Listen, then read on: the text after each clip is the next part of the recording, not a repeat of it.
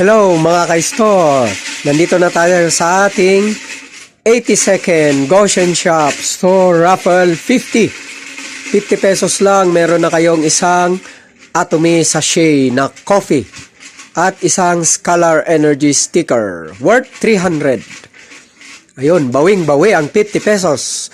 Ang main price, isang slot sa 498 Goshen Shop. Hindi na kayo maglalabas ng 498. Yon po ang mabubunot ngayon. Kung maswerte, siya ang mananalo. 12 slots lang. Sino yung mga kasali ngayon? Ang mga prices ay first price niya is Goshen Package MD 2498. And then second price, petite price, 1/2 kilo rice. 6 to 12 price is 1 sachet Atomy Kape.